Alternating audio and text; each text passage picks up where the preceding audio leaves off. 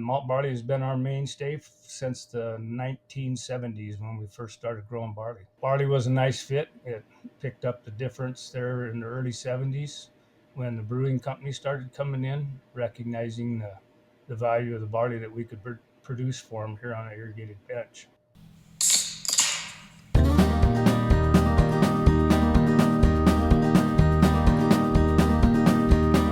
Hello, everyone, and welcome to this deep dive episode of FP Next, powered by John Deere. I'm one of your co-hosts for this farmer and rancher-driven podcast, Sarah McNaughton Peterson, and I'm here with Curt Arns. Yes, we're powered by John Deere, so for all of your equipment and technology needs, see your local Deere dealer. So, Sarah, our topic today is something that you and I have talked about for a couple of years, I think almost, when we first were starting to think about a podcast. And it's something maybe one of our favorite topics, or at least one of mine. And we're going to talk a little bit about where your beer comes from, right? Absolutely, and of course, we rodeo, and like most people in agriculture, maybe it's just a northern thing. We've discussed this too. I love a good beer. And Curt, I know we've had at least a few beers together during Husker Harvest Days and some of our other events where we've gotten to tour breweries, but what is one of your favorite beers? Yeah, one of my favorites is actually a craft beer from Ben's over in Yankton, and it's Kenny Pepper. So it's got a little bit of pepper in it, taste, and it is fantastic. That's one of my favorites. I mean, there's a lot of others, but we've only got so much time to talk. Right. I know I don't really discriminate between the light beers that we enjoy usually all summer long. If it's a Mick Ultra, a Miller Lite, Coors Light, Keystone, even Grain Belt. But best of all, I do love a good hazy IPA. And especially from one of those nice craft breweries, which we seem to have a lot of here in North Dakota, are those small craft breweries, and they come up with some good beers. Yeah, and the craft brewery industry is still growing. I mean, it's something that kind of was gone, and then the wineries came back, and now the craft breweries are coming back, and all across the country, it's kind of a great movement. And we talk about the beer, but we don't really talk about where the ingredients come from. And hops, barley, rice, major farm crops that are ingredients in beer. And our states, we don't grow rice here, but we do grow a little barley and hops. North Dakota is huge on the barley side, so we're going to pay a little attention today to one of the major ingredients to beer. Absolutely. I think our guest today has some insights and a few favorite beers up his sleeve. And of course, no barley, no beer. Mitch Konen's joined us today, and he farms in Fairfield, Montana, and he currently serves as the vice president of the National Barley Growers Association. Yeah, Mitch certainly does have the background. He is himself a malt barley grower, and he's on the board of the Montana Grain Growers Association, has lots of experience to share with us. And by the way, Mitch lives in Fairfield, Montana. That is kind of the epicenter for malting barley growing. So, Mitch, thank you so much for joining us, and tell us a little bit kind of about your farm history and your family, just a little bit about your background. So my name is Mitch Konen, and I'm currently vice president of the National Barley Growers Association. And I've been farming here in Fairfield, which is in north central Montana. I'm about 35 miles northwest of Great Falls, Montana, which is about in the center of the state. So I'm about 40 miles straight west of the Rocky Mountains. That's my backdrop every day when I'm riding around in the tractors. I can see the Rocky Mountains from Glacier Park just about to Yellowstone if I really on a good day. So I got some pretty good views there. Our family started here. We homesteaded here back in the early 20s, 1920s, when they opened up this ground. I actually live on what is known as a federal irrigation project. It was built up as a federal irrigation project through the Department of Interior and Bureau of Reclamation. We have a dam and a reservoir up in the mountains. It's right at the face of the mountains. And then we have a couple different re-regulation dams further down. So everything's gravity flow through canals and systems like that. I know my grandpa, when he started farming here and when they opened up this country, they were doing a lot of peas and a lot of potatoes. Since then, it's all gone to wheat, and then it's mostly barley in this country, being as we're irrigated. My dad actually started farming with his brother back in, it had to be about 1965, 66. He came back from working as a manager of local farm shops, farm stores, and whatnot. And so I'm actually living in the house that I grew up in right here. So, and on the same farm. Had four brothers and sisters, and they've all gone their own ways, and I was the only one that stuck around. I do have a brother that is close by. He's an accountant, but he ran the cow operation when we both became of age and decided what we wanted to do. I'm deathly allergic to cows, so he took the cows and I kept the farm. Me and the wife have three kids. So we're just carrying on a legacy. My cousin actually lives on the homestead down the road about 5 miles. That's about it. Man, malt barley has been our mainstay since the 1970s when we first started growing barley. Otherwise, it was a lot of hay before that because there was a lot of dairies around, and that was our wintertime job, was hauling hay to dairies. And as the dairies slowly disappeared, slowly all the acreage of alfalfa and everything disappeared as well. So barley was a nice fit. It picked up the difference there in the early 70s when the brewing company started coming in, recognizing the value of the barley that we could produce for them here on an irrigated bench. We're at about 4,000 feet right here. So that high elevation leaves us for cool nights, semi-cool days, as long as we don't get a big heat wave, and long cold winters. Well, Not Mitch, sure what else you want. it sounds like you are farming in one of the most beautiful parts of our country. You know, just explaining where you're at and the altitude and all the scenery you have out your back door. And you and I have something in common. And I also live and work from the same house where I grew up. So on the farm. So very, very fortunate. That's really a blessing in a lot of ways. I did look up, you know, since you're kind of in the heart of malting barley country, from what I understand, I looked up our Nebraska statistics. So we do have 140 acres, Sarah, of malting barley in Nebraska. This is going back to 2018 from 9 farmers. So it's nothing like you have in Montana or even North Dakota, but we used to be a big barley state and really a small grain state, you know, but there still are a few malting barley acres around in Nebraska. So what, you know, the focus, our angle here with malting barley is to talk a little bit about beer too, because a lot of us really like beer. So do you have a favorite, like maybe a favorite place to go get a beer, or a favorite beer that you like, maybe that is made from some of the barley that you grow? Well, growing up, I think I probably drank just about every beer there is out there. We didn't have much else to do in Montana, it seems. But yeah, my favorite beer is still, I like Budweiser, the king of beers. I've always liked Budweiser. Coors was big back a while back, and they still are again. And we have a pretty good presence of both of those companies locally here. And I spend a lot of time in Washington D.C. So my favorite beer in Washington D.C. is Kilkenny at the Dubliner. So that's them are my favorite beers. So, but we grew up on all of them: Lucky Lager, Olympia, and a lot of different beers that were the old legacy type beers and that we grew up with. But King of Beers, Budweiser is still my favorite. I know it must just be a northern thing if you don't have too terribly much to do. So of course you drink a beer because as Kurt and I always talk about, we team Ropey Rodeo and there's always some type of beer around, whether it's Coors, a Busch Light, Bud Light, Budweiser, anything. Anything kind of goes, like you say. But you made a great tie-in right there for our next question. We talk about being in DC, because our next question for you is to talk a little bit about what the barley industry's priorities are kind of for the policy this year. And I know, of course, we visited on this podcast before about how we still don't have a farm bill.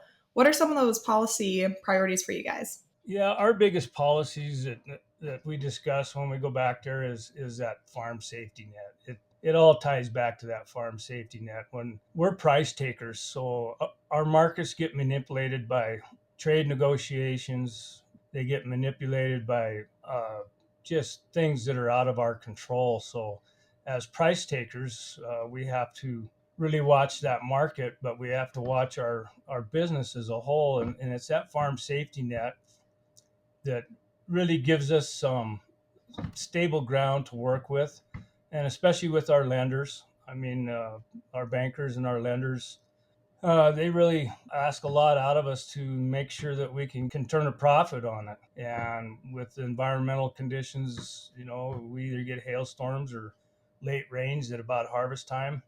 That ruins a barley crop real fast. for us, but even for the wheat or any of the other products, it's still that farm safety net. So having a strong farm bill that has, reference prices that reflect what the local economy is doing. Even regionally, we'd like to see reference prices because these programs are like a one size fits all, and that's really hard to do when you're looking at wheat in Kansas or wheat in North Dakota, wheat in Montana. It's kind of tough to write national farm policy when everything is so regionalized. But we'd like to have stronger reference prices that reflect current economic conditions, loan rates that are also elevated a little bit along with the current economic times. That program gets used very, very little anymore because the loan rates are so low.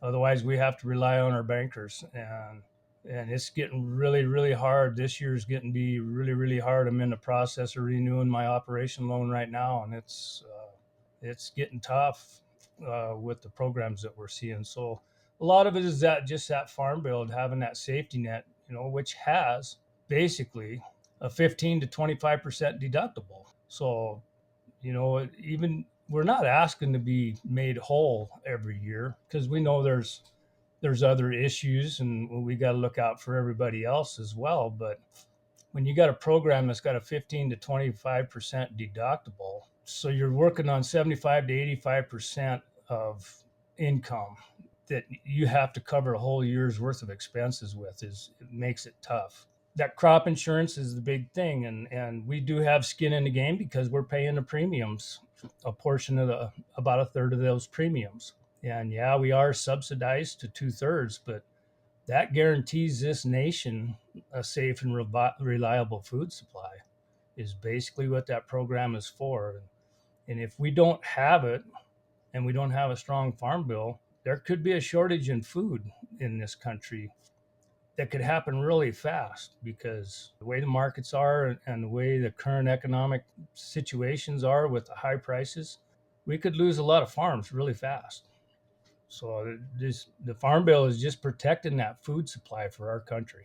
And there's so much uncertainty, in farming in general, because we're, kind of hanging out there with the weather, hanging out there with a lot of diseases and insect issues that can come up, trade and all these other things. And so, yeah, that crop insurance title and, the farm safety net over the years has been really saved a lot of farmers when we had severe drought or we had a whole bunch of problems. And so, what I'm hearing you say is that it's just as important for, barley growers as it is for every other farmer. And that needs to be a big part of, our next farm bill as it has in the past. You are kind of ground zero in barley production, malting barley production in the country. So where is most of the U.S. barley grown these days? And then, as a percentage, how much of that is malting barley? So as far as the United States goes, most of the barley is grown in North Dakota, Montana, and Idaho. A little bit down in Wyoming and a little bit in Colorado. Montana depends on how you want to scale it. Montana has the most acres. Idaho grows the most bushels. So we're always at a 1-2 in that 1-2 position there.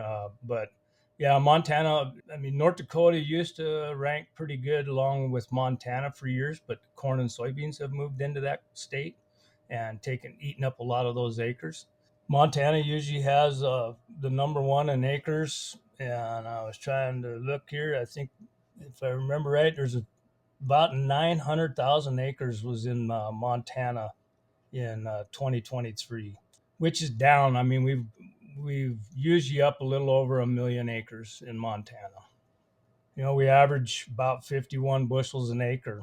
Idaho is usually, I don't remember their numbers, but they're not quite as many acres, but they grow a lot more bushels because they have more irrigated acres than we do when it comes to it. So Montana relies on a lot of dryland barley. Then it's up to environmental conditions whether they make the quality specs that are demanded for good malt barley. As a whole, for the United States, we grow about 144 million bushels. Well, that's what we grew last year, and that's down 23% from the year before. Usually we've had 186 million bushels annually over the years. And, that's it, usually about 2.3 million acres total across the United States, which are both down. That's 24 numbers. Them are down from 23 numbers. So we've seen about a 20% reduction in acres from 23 to 24. And that's about it. We're, I think, number 7 globally. United States is number 7 in production. Europe grows a lot of barley. A lot of other countries, over in Eurasia area and whatnot, they grow a lot of barley over there, but most of it is for feed. I know in the United States, the barley that's grown in the United States, about 3/4 of it is used for malt purposes. Otherwise, the other quarter is for feed. And a lot of it's going into pet food industry anymore. It is always, it's the alternative to corn and sorghum when it comes to feed.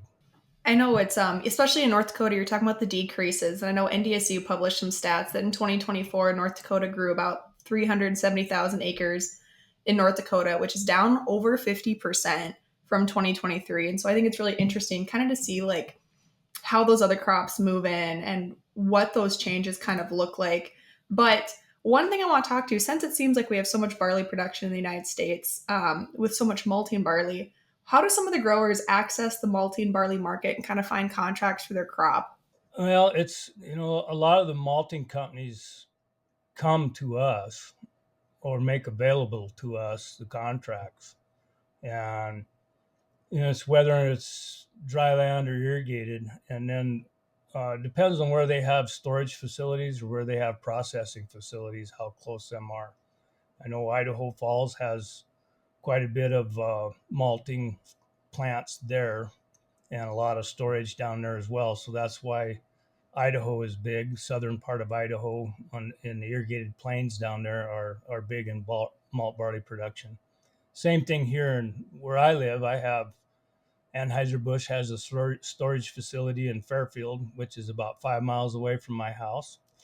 They got about a 3.5 or bigger, more million bushels worth of storage there. Coors just put in a plant here about 10 years ago. They're about 10 miles east of me, and they're right on I-15. So, and then they just ship from there. So, I mean, it's worked good that way. And it's been over the years that they come in, they know that this irrigated ground grows good barley. The dry land can grow good barley if we have good rains and timely rains. One year they can make it, the next year they can't. And the big problem there is if they can't make the quality specs, there's very few places for it to go other than the feed market. We are kind of blessed here. I am kind of blessed here. Malt Europe actually has a malt facility in Great Falls, Montana, and they run about 16 million bushels a year through that plant. And well, they're malting all of the good malt barley, a lot of it, pretty good share of it from around here and elsewhere. But if it's off spec, if it's high protein, they've also got a market for that because it goes to the distillers. It's not just for beer, it also goes to spirits. So I'm kind of blessed to have that competition, 3 different competitions right here close by. And they come out and they offer us contracts. They come out with a price point that they have. And they usually have some pricing schemes, usually 3 different options that you can take. You can work a basis contract or production contract, or you can just take their board price. And it's something that everybody can figure out how they want to do their own marketing type plan. So it works pretty good for us. So You talked a little bit about the different markets for barley and the percentage that's malting barley. And in the old days, when we used to have a lot of hog producers here, everybody had raised some pigs. Barley was grown a lot for sow feed. That was what people grew it for. It was a lot of barley around, and that's of course changed as the conditions have changed in the economy and the little hog farms have gone away. But what are some of the major challenges agronomically with growing barley these days? What are some of the disease issues, insects that kind of cause some problems? How is those types of conditions being handled these days? Well, and a lot of that comes out of the research from our universities, which is another purview of our organization is maintaining those research dollars for abiotic problems, or whether it's bugs or diseases and stuff like that. So we rely on the universities a lot to help us maintain that battle with them. Uh, you know, different areas. Like I was mentioning before, we're different areas have different grow patterns. That's why you have southern Idaho, and you have Colorado and Wyoming, and then Montana. We all have different climates. So we're hoping that, or they're hoping, and we hope that that supply is maintained. In case one area has a washout come harvest time, and probably the biggest things, Montana, we're pretty blessed up here because with the higher elevation and we have a drier climate, we don't have a lot of disease pressure up here. We do have a little bit. The insects are starting to come in. Wheat stem sawfly is big for wheat in this country, hard on the wheat, but they do like barley. I mean, we were told a long time ago they didn't like barley plants, but I'll guarantee you they like barley just about as much. The problem is that barley is usually a thicker crop when it's irrigated, and it doesn't fall down like wheat does in dryland conditions. So I've seen just as many wheat stem sawflies in a barley crop as wheat crops. So it hurts us there too. So there's all kinds of different bugs and everything else that at different times. The Russian wheat aphid hit us years and years ago, and we haven't seen him since. We don't know how, just Mother Nature came in and spanked us one year and said, we don't like this. You guys are growing too much barley, I guess. And then the next year they were gone. We haven't seen them since. So, but I think a lot of that came from the breeding programs too, out of the universities. It's all regionalized. Everybody has their own little problems. Idaho they're prone to late fall rains. Um, that doesn't help anything. And we are maybe 2 out of 10 years. We'll get years like that where we get rains on our right at harvest time, and we ended up with sprouted barley. And we're not quite like North Dakota, especially if you get over to eastern North Dakota, Minnesota. Them guys over there, they have a lot of issues with whether it's vomitoxin or dawn. I guess that's the same thing. They have a lot of issues like that. We're Idaho, Montana, we're Wyoming. We don't have those issues because we have a little drier climate. I know it's always nice to hear about the university efforts and helping out because Curt and I both used to have careers in extension and county extension. So we always love to support extension, shout them out whenever we can because they do just such great work. But changing the tables a little bit here from some of these questions, tell us a little bit about how barley is actually turned into beer and then a little bit about the No Barley, No Beer campaign.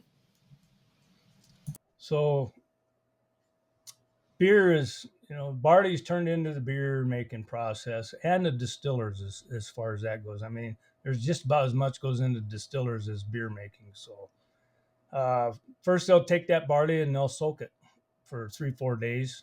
A lot of these barleys are bred to where they're what we call hot barley. They will sprout in 3 days if they're wet. So if we have 3 days of rain or heavy fogs, it'll sprout right out there in a field. We don't like that. We wish we had some dormancy back in it, but the brewers and the maltsters, they like that because they can germinate. So what they do is they soak that barley and it germinates. And as soon as that acrospire or that root gets to be about the same length as the kernel itself, then they will dry it down. They will stop that growth process and they will dry it down. And once it gets down to that once they get it dried out, then they'll knock those rootlets off. And then they got what they call clean malt and malted barley. What that's doing is it's breaking down the carbohydrates and turning them into starches. And then from there, then they will rehydrate it when it gets to the beer making process. They'll rehydrate it and start adding their enzymes and whatnot that break them starches down into sugars. And then the sugars are fermented in that brewing process. When they add some different strains of yeast, then it starts fermenting, and it's using the sugars from that barley malt as a food source for that. And so after that, that fermentation is anywhere from 2 to 10 days. It just depends on the flavors that they want to get and stuff like that. And then and they're usually doing that at you know 40 to 70 degrees. It all depends on, they all got their own formulas, how much barley they use, how much yeast they're using, what the temperatures are and everything else. And it's just basically using the sugars from them starches from that barley seed to create that fermentation process. They'll mix it with hops, or they'll mix it with some citrus or some fruits or something else, but it's mostly the hops. And then uh, once they get it fermented down to where they like their little recipe to go, then they filter it down and spin out the yeast, and then they pasteurize it and put it in a bottle and call it beer. So I know it's such an interesting process. Kurt and I, when we were down in Dallas for a meeting, got to tour like the background of this brewery that we went to, and it was so cool to see like the process and all the different tanks and the steps they go through and the testing processes.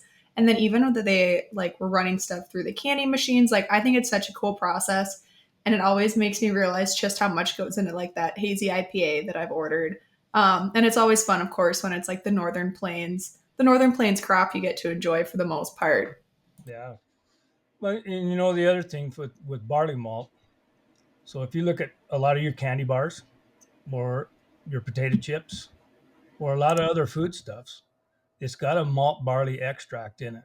That's the sugars. That's where it comes from, is from that barley malt. So it's not just beer, it's not just whiskey, scotch, or whatever. It's also candy bars, confections, confectionaries, or whatever you want to call them, and a lot of different foods. They get that barley extract malt as a sugar, goes into a lot of foodstuffs. So barley is a high beta glucan crop, so which is supposed to be heart healthy. It's just one of the products in a lot of, it's one of the ingredients in a lot of different products. Is there a difference when you go to harvest time between harvesting barley, just regular barley that's going to go into the feed supply, probably, and malting barley? I mean, there's got to, as far as quality controls and, settings on the combine and that kind of thing. How does harvest work? No, it's basically the same. A lot of our barley we grow for malt. Everybody grows it for malt because that's the highest price getter out there.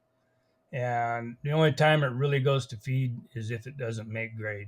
The barley spec from the maltsters or brewing companies, and but it's the same. It works the same. We use the same combines. Years ago, we used to swath it, and so that we could get it to ripen evenly, and then picked it up. But then it got to the point where if you get a rain on it and it's in a windrow, it's basically gone. It sprouts way too easy that way. So a lot of us have gone to direct cut, and that's helped out a lot on it because of these hot barleys. That's what I had mentioned before, was the hot barleys. If it's laying in a windrow and you get 3 days of fog, not necessarily rain, but just a heavy dew, it will start sprouting. So that's why we leave it standing so it stays dry. But no, it cuts the same as anything else. We store it the same. We make sure we have aeration on all of our bends up here. We have aeration. We don't run dryers in Montana. Very few dryers like you see back east, because we already have dry air.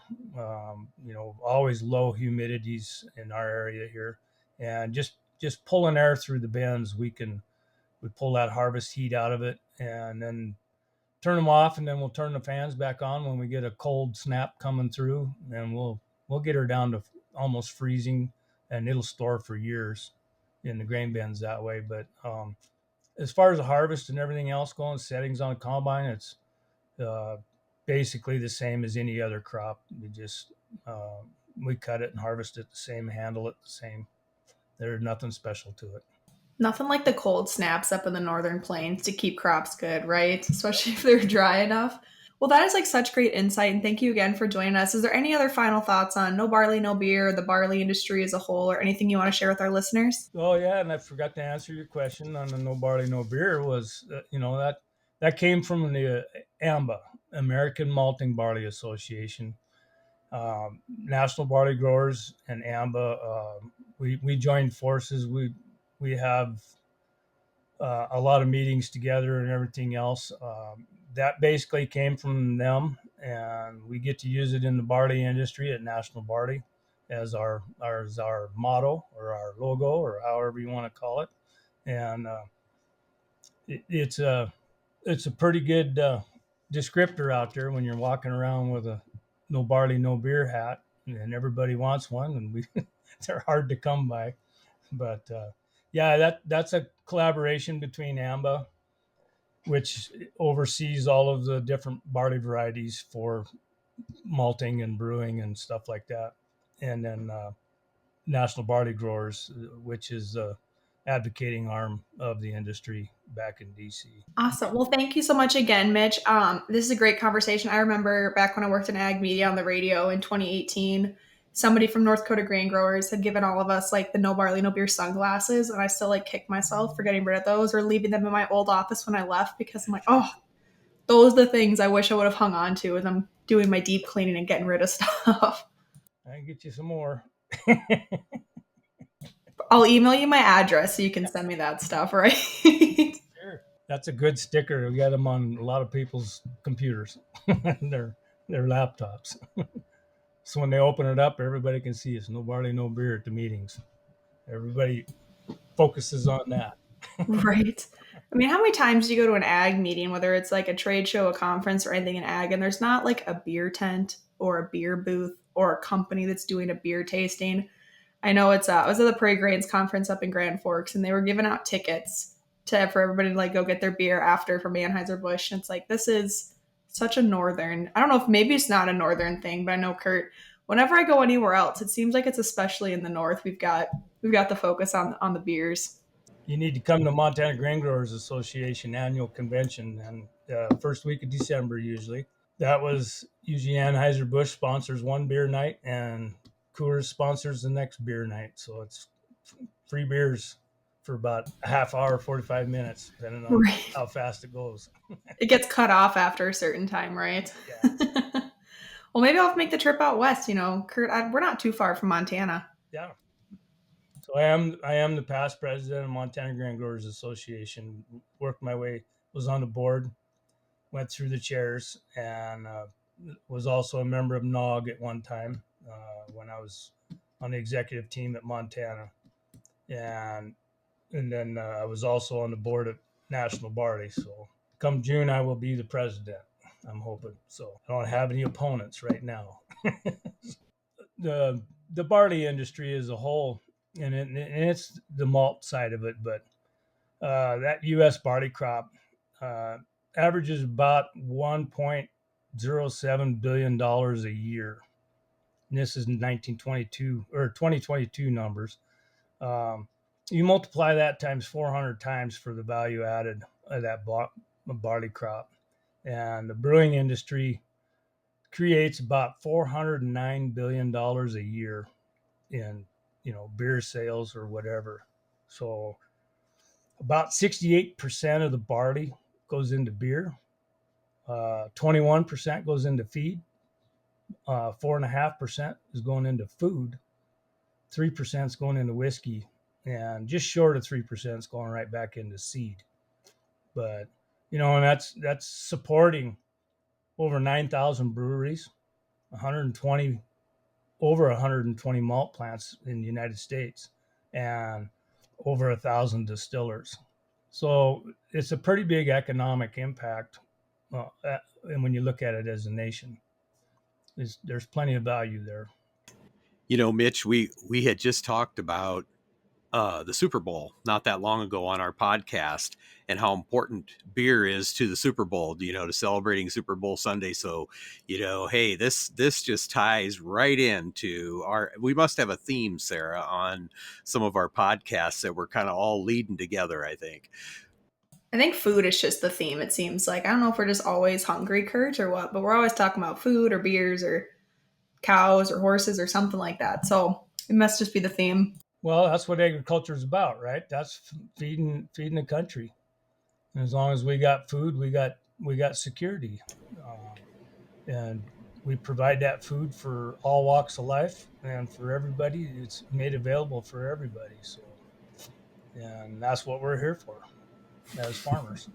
Yep. And, Mitch, thanks for your time today. So, Kurt, we're going to pivot just a little bit here from our conversation, but we have another guest joining us who many are familiar with, especially if they're a big fan of Farm Progress.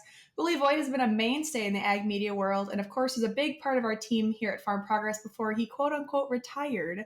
But he didn't stay away too long for all things ag media. And Willie, we've got some exciting things to talk about. But first off, we have to ask you, after no barley, no beer conversation, tell us a little bit about your favorite beer, maybe your favorite brewery too. Well, that's complicated for me because, of course, I live in Minneapolis, where the rise of the microbrewery has become such a big deal. But my taste for lots of different kinds of beers actually came from a trip to Munich many, many years ago. And I got hooked on a beer called Hefeweizen, which is a wheat beer. Some people don't like it. There's a little banana clove going on, but it is a beer that is quite often made by microbrewers around the country seasonally. It's a spring beer. So it doesn't have a lot of hop. It relies a lot on the barley, which is a key part of Hefeweizen, and it's a wheat beer. So it's the wheat base, and then the barley's in there for the malting flavor. But as we all know, we all love our barley, and so that's important because that's true. No barley, no beer. But yeah, Hefeweizen's big, and then also IPAs, of course, because everybody likes that IPA. Although I'm more on the friend where it starts a little hard, but it ends citrusy. So that's usually your New England hazy IPAs, which this is not a podcast. My wife will kill me, but she's gotten into hazy IPAs and it's great. She loves them. So that's good too. They're usually about 8% alcohol, which means you get one a night, which is cool. But yeah, we like a lot of different beers. I'll even like a good basic Japanese beer or a Mexican beer that's a straightforward, maybe a rice or a corn based beer versus something fancier. But frankly, I like a good Hefeweizen, and that's probably my favorite. So speaking of beer, we have to go to Germany, right? So just as you said, I mean, just walk right into our topic today. We wanted to talk first a little bit about Agritechnica, which is one of the, we love our farm shows here at Farm Progress, the Farm Progress Show, Husker Harvest Days, New York Farm Show. But Agritechnica is one of the largest farm shows in the world.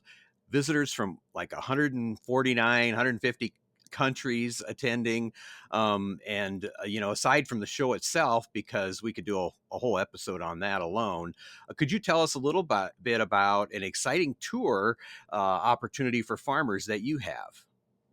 So this is pretty funny. In December of 23, while I was still stinking at retirement, I spoke to the Illinois Farm Bureau Convention because I also do public speaking around the country discussing technology and agricultural technology. I haven't let go of that. But I was talking, one of my farmer friends from there said, you know what you should do? You should lead a tour to Agritechnica. So I got in conversation with a company called Ag Tours, or it's Trump Tours. It's Tiffany Trump. It's not related to the Trump organization. Tiffany's been doing tours for 20 years. She and her husband, Ralph Humbert, they do tours with many farm groups, have worked with them and all that. So I got a hold of them. I said, what could we put together for a tour to go to Agritechnica? Well, obviously, as you mentioned, 150 countries. The big deal is it's in 39 massive buildings in Hanover, Germany. It takes a good 2 or 3 days to get through the ones you care about. I mean, I would spend a week there. I've been going since 2013, and I was able to go actually in 2023 because I was still doing some work for Farm Progress. So I was able to cover it for Farm Progress at the time, which was fantastic. But so I recommend this trip because if any farmer likes to go to a farm show, or if any farmer really wants to know what's going on in the global equipment market, this is the place to go. And the unique thing about this, and look, I absolutely love Husker Harvest Days. It's the 100, irrigated farm show, only one in the country, very focused on livestock type equipment as well as the main players in equipment. Then you have Farm Progress Show, which brings you a lot of great cropping equipment. If you go to Agrotechnica, it's got crops, it's got livestock, it's got manure handling, it's got lumber management, it's got all these really bizarre things. So it's kind of fun just to go to see all of that. We're going to do this tour. We leave on November 8th, and we get into Germany on the 9th, and we're going to go to the show for 3 days. Those first 3 days, they're special days, and the third day is International Farmer Day, which would be cool for farmers who come on this, or people who are farm adjacent that want to come. Tell all your friends to come. After we leave that, we're going to do a couple of farm tours. Going to go to a farm of the future kind of tour. We're looking to, and then we're going to do something a little off the charts. But when I talk to farmers about this, and by the way, many people at Commodity Classic mentioned they knew I was doing this tour. So, like, again, tell all your friends. We're going to go to the world's largest auto factory. We're going to go to Volkswagen's Wolfsburg operation, where they build not only cars you might have seen, but Porsches and Audis and that kind of thing. So it's a huge facility. And I mentioned it to somebody and said, oh, you're going to love that tour. And it's great. And we're going to end up, so we're going to start in Hanover, and we're going to end up in Berlin, where we'll go to Brandenburg Gate, Checkpoint Charlie, and that kind of stuff. But Berlin's a beautiful city. So we'll be able to end there, and we'll fly home from there. The trip originates in Atlanta. So you have to get to Atlanta to go join us, or they can make arrangements with the Trump tours to go anywhere they want to meet us in Hanover and then come home from Berlin. So it's a good trip. It's a good 10 days. Leave the 8th, get back the 17th. So, and the real, when you come home from Europe, you're just getting home that day you left. Versus when you leave the 8th, you get there the 9th. Well, when you come home the 17th, you're home the 17th. And I did actually take my wife in 2013, and she had a good time. So I recommend it, even if you bring your spouse. There'll be enough stuff to do at the show. It's kind of interesting to see just a big show like that, or hang out in Hanover and do some stuff right in the market square where we'll be staying in that area. It's easy to get around Germany. Trains and cabs and everything is fantastic. So yeah, I'm excited about it. And I hope that people listening to this think about it, or if they know someone that's been a kind of a farm show nut like myself, it's good. I found out when I went to Commodity this year, and it was good. I see a lot of our Farm Progress editors at Commodity Classic this recently. The problem I have is I did 2 days of a show, and I've gotten out of shape. So I was ready to go home a little sooner than normal. So I guess you got to realize if you got to keep going to shows to keep in shape for shows. I figured that out. So that's important. Just something to keep in mind when you do a farm shows. You got to get one of those under the desk treadmills. I know I have one of those with my standing desk, and it's life changing. And I'm sprinting around with Mindy Ward at Husker Harvest Days, and it's great. But besides all the stuff on the tour, which sounds fantastic, I'm guessing you'll have some time to maybe enjoy some local beer and some of the local touristy things kind of in there in Germany. Because I'm sure maybe not all the farmers who are maybe going to come on this tour have been to Germany before, right? I think not everybody has. I think a lot of farmers haven't been to Germany. Many have. This is a pretty focused tour. We're trying to keep it business oriented. Essentially, not too business. The farm visits will be nice. You'll be able to see some farms, which is great because they do farm different than we do here. But the interesting thing about Agrotechnica to keep in mind too is Deere actually showed the big combine at Agrotechnica before they brought it to the United States. The big X10, that monster, the X9. They showed that in Germany before they brought it here. As a matter of fact, there's a funny story. I was at Agrotechnica one year, and they showed the ExactApply nozzle at the show. And we were all excited. I was working with a freelancer at the time. We were all excited to do something. And the PR guy from Deere US, and they're wonderful to work with, and I've worked with them for years, he came to me and says, can you just kind of hold that a little bit? Because they weren't launching that ExactApply nozzle in the US right away. Now, as we all know, the ExactApply nozzle has become a big deal, and it's a key part of the See and Spray sprayer and all that kind of stuff. But it's pretty funny. You will see stuff at Agrotechnica that you won't see in the United States for maybe another year, which is and that's of all manufacturers too, which is kind of fun to get the sneak peeks of stuff. And that's stuff. But the companies are also doing a lot of digital farming, and you'll see how that's going in Europe. They do it differently than we do here, but I think it'll give a lot of perspective on how ag tech can be engaged in local farms. And remember, in Europe, the farms are a lot smaller, and those farmers are all in on digital farming and autonomy. So that's kind of interesting too. So it's fun. Yeah. So on the tech side, really, that is the cutting edge, that you would have a chance to at least get a glimpse of early on. Willie, we want to include, a link within our podcast copy with this. So where can people sign up, and give us just a little bit of the, important contact and registration information? It's at agtours.com. I believe that's right. Or if you search Trump Tours on Google, you'll get there. And then there the links across the top of the webpage, and there's one that says for farmers. If you hit the drop down, the Agritechnica tour is right there, and then you can see the entire schedule for that tour, arrivals and departures and all that kind of stuff. So it's Ag Tours. I believe it's agtours.com, and or you can search Trump Tours and it'll come up, and then you search under for farmers and you'll see the tour listed. And if you go to the website for Agritechnica, I believe if you look at American Tours, that tour is also listed on the Agritechnica website. I know when we were talking to the folks from Agritechnica at Commodity Classic, it was on the list. I told her to cross out the other ones and just circle ours, but she didn't think that was a good idea. I don't know. Maybe it was a translation issue. I don't know. So last thing is, when do farmers, if they're interested in joining this fantastic tour, have to sign up by? Well, we'd like them to really sign up before April 1st and put at least their deposit down, because here's the situation. We have to lock in hotels, and locking hotels around the largest farm show in the world is kind of tricky. That's the biggest thing. So we want to lock that in. The tour details show how many meals are included and all that type of thing. The neat thing about Europe is every hotel has breakfast, which is great because they're better breakfast than you'll get here. Matter of fact, I was talking to the tour guy. Ralph's from Germany. And he says whenever Europeans come to the United States, they're quite disappointed in the rubbery eggs and the waffle you make yourself in the hotels they sometimes end up staying in, versus what you get is a German breakfast at every hotel you stay at in Europe. Europe and the European breakfast. So we have meals and fun things. But again, April 1st, because we've got to line up the hotels, and we need to obviously book airfares, and that gets crowded too. But yeah, if we can work that out, at least lock your name in and your deposit in before the first. We have a minimum to make this tour happen. And so we like to hit that. Ralph Humbert, who I'm working with, says, I have no problem. We'll hit the minimum, but I'll be promoting this on Twitter and my Facebook account again with links as I have. And if you look for me up on Facebook, Willie Vogt, WILLIEVOGT, you'll find me. Might be able to find me on Facebook and some of my posts. And then I'll be posting again, and I'll be on Twitter. On X, it's WVOGT1701A. So that's WVOGT1701A. And don't ask what the number means, just Google it. Perfect. Well, Willie, we did find the website link as we're sitting here, and I'll make sure that's included. And of course, it says what's included in the tour, the price, everything like that. So that'll be linked in the episode description.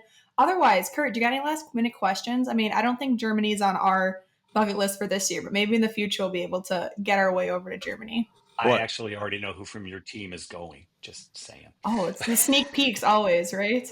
And I don't think it's either one of us, so we would have known already, I believe. All right. Well, great. And thanks, Willie. It's great to hear from you again. And remember, April 1 is that deadline. So if you're interested in this, get on it now. And we sure appreciate having you on, Willie. And please take care and have a great trip to Agritechnica. I appreciate it. Thanks for your time, guys, and thanks for the good work here at FP Next. And keep pushing the envelope. There's a lot of stuff to talk about, and agriculture is under a lot of interesting things right now. So keep doing the job. Okay, thanks a lot. Well, Curt, I think that about wraps up this deep dive episode of FP Next, powered by John Deere.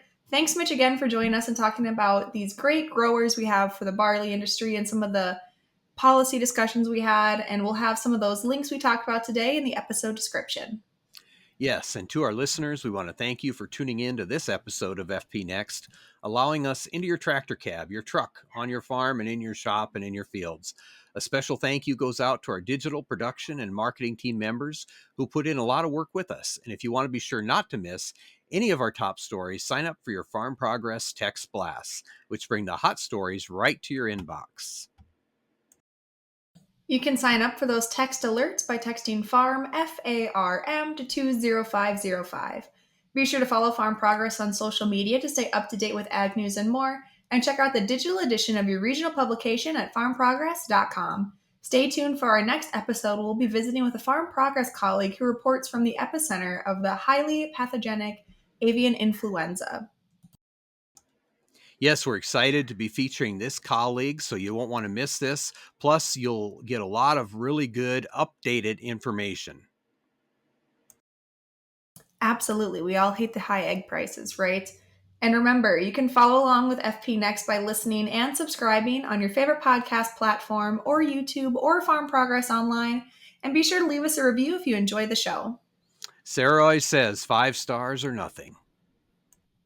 Absolutely. I'm going to go crack a beer now after our conversation. And remember, if it's agriculture, your friends at Farm Progress have you covered. Here's wishing you high yields and good weather. We'll see you next time.